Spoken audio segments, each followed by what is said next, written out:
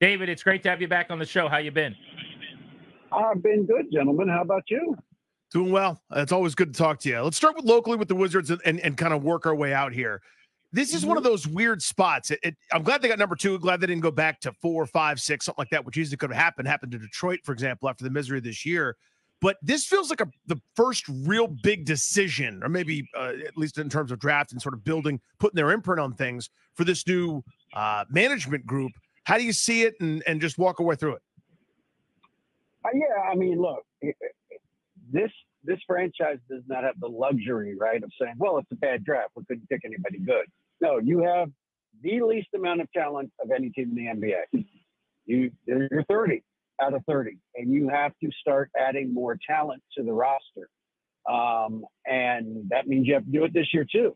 And so with that kind of, demand put on you, I'd rather be at 2, to your point, than at 6, which is the farthest they could have fallen, because I have more control, right? I can take pretty much the guy I want, right? I mean, I can take the guy that I think is the best, most impactful player that can step in right away and help this team start to compete a little bit better. It's not a great draft in the sense that you don't have the clear consensus top 2 or 3 guys at the top of it. I mean, this is a draft where the first player taken this year probably would be the 4th player taken in a good draft. I guess that's how you have to look at it. So the Wizards basically have the 5th pick, right? That's how I'm looking at it. Well, you can still add a really good player at 5. Lots of teams have taken outstanding players at 5. Keegan Murray went 5 a couple of years ago. I mean, there's guys that have gone 5 that have been really good. So the Wizards have to add if not immediately impactful player, somebody that becomes an impactful player in a short period of time with that 2nd pick. David, the other thing, too, is we have heard in the past, there's no real obvious, clear star number 1 player in this draft, and it turns into Anthony Edwards or whatever. Like, to me, yeah, sure. Sarr, Klingon, Topic, I mean, we don't know. One of these guys, 5 years from now, we could be looking back and going, they're unbelievable. And the job is just find that guy. And after they found Bilal Coulibaly, I've kind of got some hope that they can do that, this group. Right. Well, who else went in the 2013 draft with the 15th pick? A guy named Giannis Antetokounmpo. Yeah. So every draft winds up with 2 or 3 good to great players in it. It just does. It's just the law of averages. So yeah, I mean, it's not a given. It's not obvious who that guy is, but the Wizards have to find him. That's the job. That's what they have to do. That's what Winger and Will Dawkins have to do. There's no excuses. They got to do it. They've got to improve this roster with a guy that can come in and play right away. Or again, at least help them this year and within a year or 2 become all-star caliber. But yeah, there's going to be 3 or 4 players taken in this draft that turn out to be all-stars, just because there always are 3 or 4 players in every draft that turn out to be all-stars. David, where are you on these lotteries in general? Instead of just worst record, first pick, and on down the line, baseball's now adopted this type of system. We know about basketball's lottery, et cetera. Where are you at on those? I mean, I don't hate the current lottery format. I think they did try to address, kind of the obvious and ridiculous, Sixers level tanking, from a few years ago, the best way that they could. And you add the play-in tournament. You've taken a lot of that out. You can't zero it out, but you've taken a lot of it out. And so now the lottery is, it's still weighed toward the really bad teams, but you have a chance like Atlanta did to come out of nowhere with a 3% chance to get the first pick. So it's still, I mean, I think it's fine, I guess. I don't know there's any way you can make it perfect. It's better than it probably was a few years ago. David Aldridge on G&D. Let's sneak in one on the NBA playoffs before we talk Commanders and Jaden Daniels and rookie minicamp. Sure. It looked like the Denver Nuggets were in big trouble. I've actually got a bet with my colleague on the staff here, Linnell, on this series. And Denver was down 2-0. I was in big trouble. He's talking a lot of trash. And here come the champs. You knew they were going to be tough to dethrone. Is Denver back in the driver's seat now with home floor advantage the rest of the way in an even series?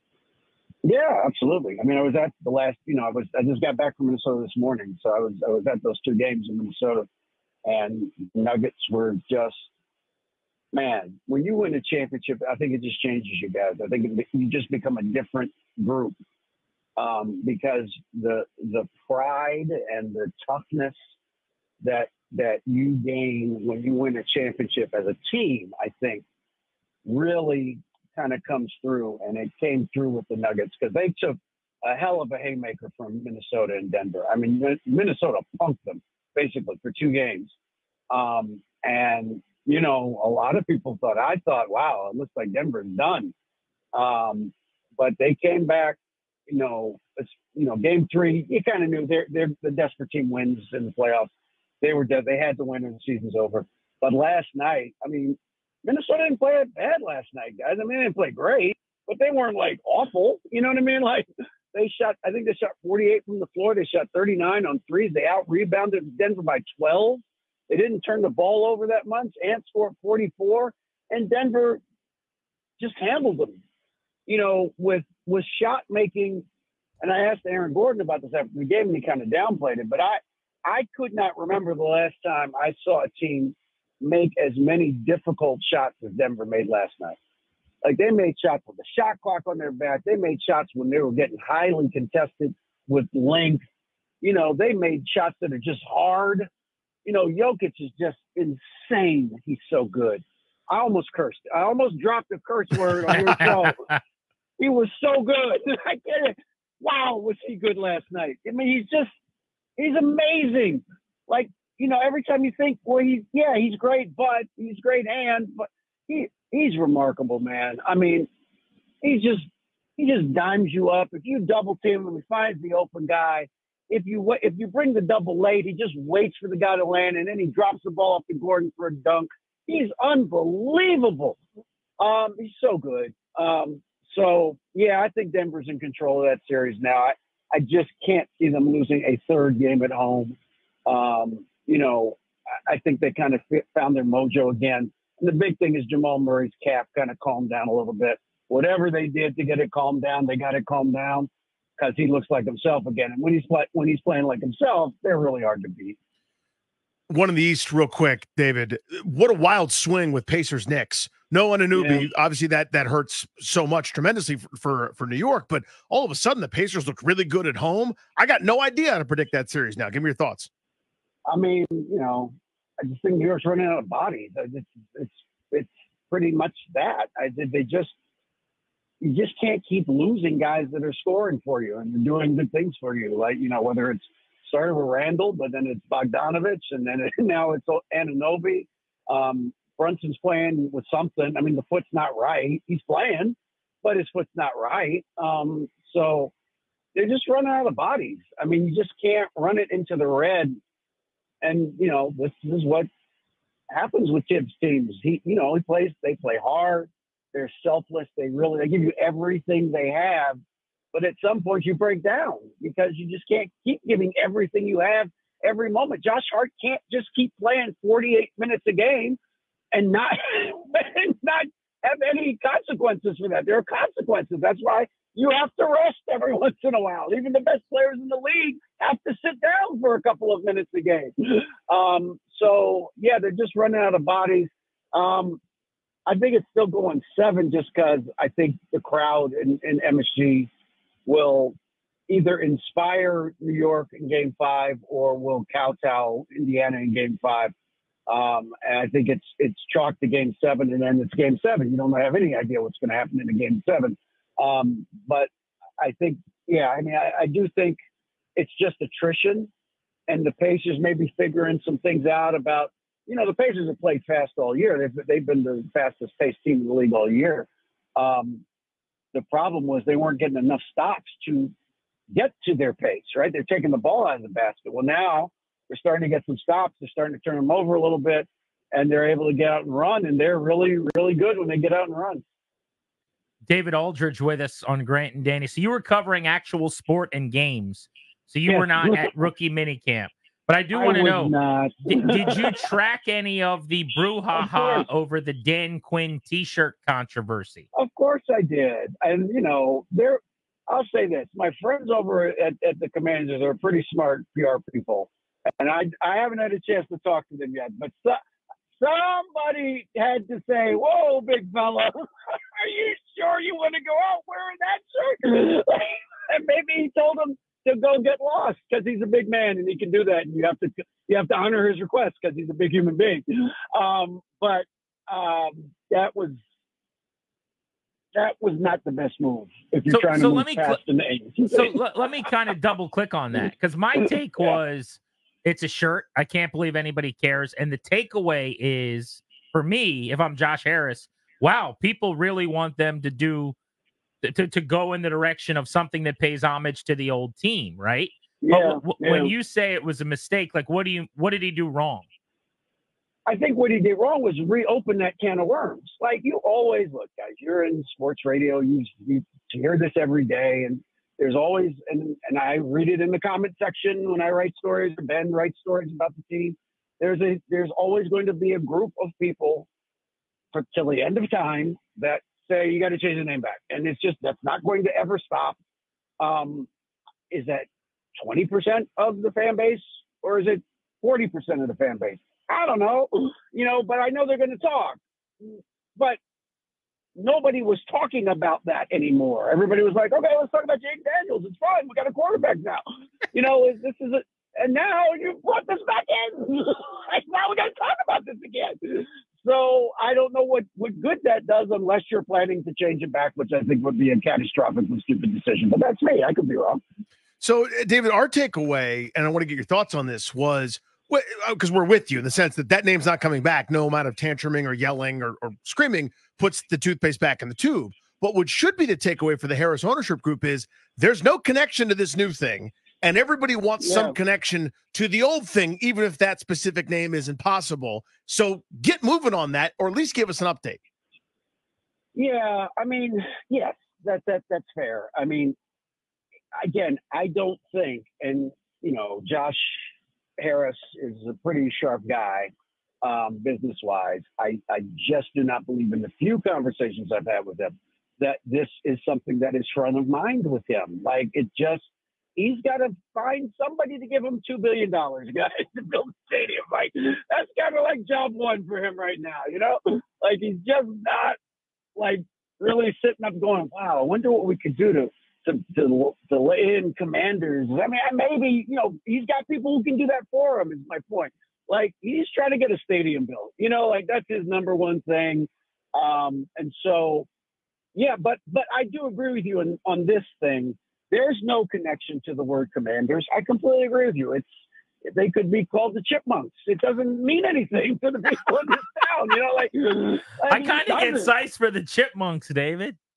Singing the fight song sped up, It doesn't mean anything to people in this town. Like, they had the big rollout, which was, I think we can all agree, a kind of disastrous rollout, right? It was really, really not well done. But it just doesn't mean, the word doesn't mean anything. The only thing that connects people to that word will be winning. That's it. There's nothing else. When they start to win 10, 12, 13 games a year, guess what? People will love the name Commanders, and we'll never hear about this again.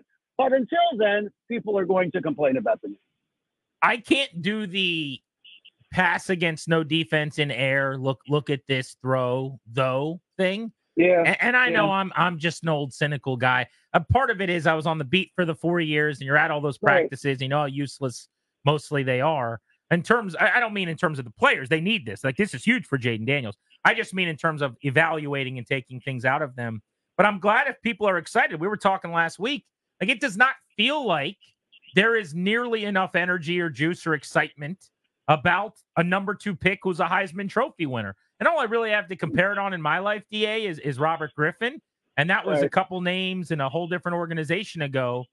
But, we were doing, when they took Robert Griffin, I did an overnight show on this station where we got calls from 30-some states, me and Pete Medhurst, until 6 a.m. And now I just don't feel that. I don't know if my thought is the high is just not possibly as high anymore because so many people have either punted or care less. But where are you at on that? I don't. I mean, I haven't obviously been involved in kind of like the trenches of fandom in terms of responding to fans. So you would have more of a feel for that than I do. I think is it muted? It may be muted only in the sense, and I think it's only in the sense that even though Jaden Daniels won the Heisman last year, I mean LSU was not especially a part of the conversation for the national championship chase. You know what I mean? Like.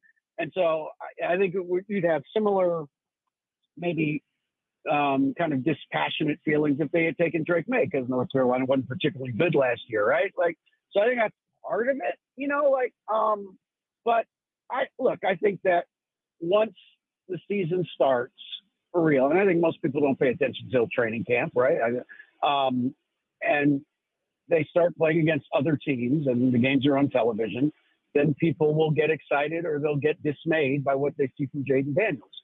And the fact that, unless there's pestilence of some kind of a magnitude we can't imagine, he's going to be the starting quarterback, then people will really be able to kind of strap in and say, I'm all in, I love Jaden, or I hate Jaden, and here's why. But I guess, again, I defer to you guys on this. I guess I'm not shocked that maybe everybody's not all in. There was a lot of debate about who to take anyway, but I think part of it is just kind of his body of work is known to people that really follow college football, but maybe not to as many casual fans as RG3's was. And he doesn't have a cool nickname like RG3 did. Like, it's a cool, it's an easy nickname for everybody to remember. Maybe if you came out of your house for RG3, in other words, you were like, this is my guy, I'm all in, they got the guy. Yeah. Maybe the way that went, it's hard to do that. Hard to love again. Like, the number 2 overall pick, Heisman Trophy winner, who's this electric talent, who's a dual threat. Yeah. Like, where do I sign up? I mean, maybe there's some people that are going, I'll wait and see. Maybe. And again, that's what I'm saying. Like, I think once he gets on the field and he plays, I think that we all believe he's capable of playing, and he does that 2 or 3 times a game. I think that's when people will start to kind of get re-engaged or maybe more fully engaged with him as, the type of talent that can transform a franchise. Because I think he is the type of talent that can transform a franchise, which is a big question. How patient do you think fans are going to be? I mean, it's hard to speak to fans at large because everybody's fandom is different. But, just thinking on a macro, you just mentioned when Daniels gets on the field and plays, I plan on being very patient and giving a lot of grace with a pretty under-talented roster from last year, knew everything.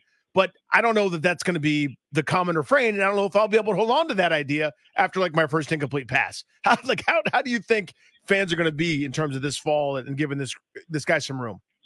I think most fans in most sports are all the same in one regard. Just show me why they picked you number 2. That's all. Mm-hmm. It doesn't have to be every play, but you have to 2 or 3 times a game. Show me why they picked you number 2. And if you do that, I'm in. I'll wait. I know you're going to have to make mistakes and play through. There'll be times when you're not the best guy. But, when and if Dylan Cruz gets called up, you got to show me why you're the number 2 pick. That's all. You don't have to hit 600 out of the box, but, you got to hit a bomb or 2, right? You got to show me why. And if you show me why, I'll get excited. The problem the Wizards had, they drafted Johnny Davis. You never showed them why. Why'd you pick him 10th? And that's a problem when you pick somebody in the top 10 of any draft. They have to show you why they were picked there. Make a play that makes me go, oh, that's why. Because he can do that. That's why. He was the 2nd pick in the draft. And then I'm in. I'll buy the shirts. I'll buy the tickets. But you got to show me. Well said. DA, thank you as always. Appreciate a few minutes today. Okay, guys. Thanks. Be good. David Aldridge, check him out in The Athletic. We know what matchup will kick off the NFL season on Thursday Night Football.